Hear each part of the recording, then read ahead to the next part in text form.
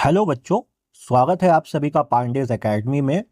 आज से हम लोग अकाउंट्स का क्लास स्टार्ट कर रहे हैं। तो जो भी बच्चे सीबीएसई में हैं और क्लास 12th में जा चुके हैं उनके लिए इस चैनल पे अकाउंट्स पढ़ाया जाएगा। तो देखिए, आज हम लोग डीके गोयल से पहला चैप्टर स्टार्ट कर रहे हैं जो है accounting for partnership firm fundamentals.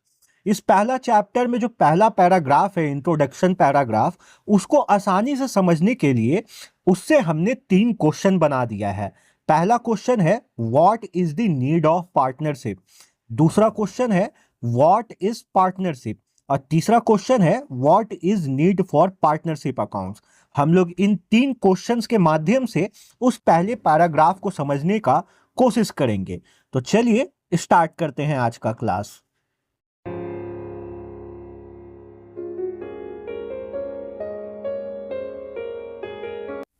बच्चों, पहला क्वेश्चन है what is the need of partnership.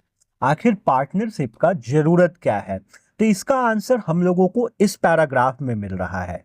देखिए क्या बोलता है, there are certain limitations of sole trader.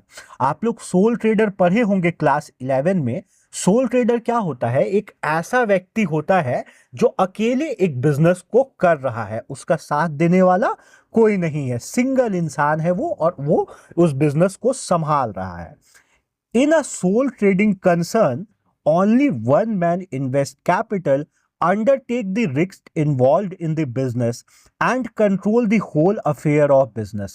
अब सोल ट्रेडर में क्या होता है कि एक अकेला इंसान ही है जो कैपिटल लगाता है, सारा रिस्क उठाता है जो भी बिजनेस में होता है, साथ में बिजनेस का जितना भी अफेयर होता है वो अकेला इंसान ही कंट्रोल करता है। But one man capital, skill, controlling and risk taking capacity are generally limited. मगर एक इंसान का कैपिटल लगाने का क्षमता जो होता है, उसके पास जो स्किल होता है और कंट्रोलिंग का जो पावर होता है, रिस्क टेकिंग कैपेसिटी होता है, ये जनरली लिमिटेड होता है। Therefore, some persons may combine and enter into an agreement to form a partnership। इसी कारण से कुछ पर्सन्स जो होते हैं वो आपस में मिल जाते हैं और एक एग्रीमेंट बना के पार्टनरशिप फॉर्म कर लेते हैं। देखिए, ये जो एग्रीमेंट है ये 2 तरीके का से हो सकता है। एक हो सकता है एग्रीमेंट ओरल, ठीक है, हम लोग ऐसे ही बात करके काम कर लिए। दूसरा हो सकता है रिटर्न, ठीक है। तो हम लोग 2 तरीके से एग्रीमेंट में एंटर कर सकते हैं, एक ओरल एग्रीमेंट हो गया और एक रिटर्न एग्रीमेंट हो गया। अब इन दोनों के ऊपर हम लोग इस चैप्टर में जब आगे बढ़ेंगे तो विस्तार में चर्चा करेंगे। बच्चों, दूसरा क्वेश्चन है व्हाट इज पार्टनरशिप। पार्टनरशिप क्या है? तो देखिए, इसका आंसर हम लोगों को इन 2 लाइन में मिलेगा। Partnership is a relation of mutual trust and faith between 2 और मोर पर्सन।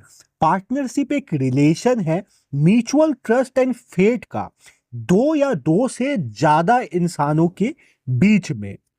बच्चों, तीसरा क्वेश्चन है what is need for partnership accounts. आखिर पार्टनरशिप अकाउंट्स का जरूरत क्या है? तो इसको समझने के लिए हम लोगों को यह पैराग्राफ पढ़ना होगा। क्या लिखा है पैराग्राफ में? In order to maintain this trust. अब आप लोग को ऊपर पढ़े हो, पार्टनरशिप क्या होता है? पार्टनरशिप होता है relation mutual trust and faith का 2 या 2 से ज्यादा पर्सन्स के बीच में।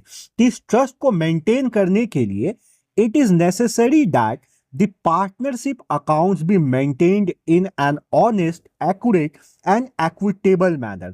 अब इस ट्रस्ट को बरकरार रखने के लिए ये बहुत जरूरी है कि पार्टनरशिप अकाउंट जो है इसको ऑनेस्ट तरीके से मेंटेन किया जाए, एक्यूरेट तरीके से मेंटेन किया जाए और एक्विटेबल मैनर में मेंटेन किया जाए।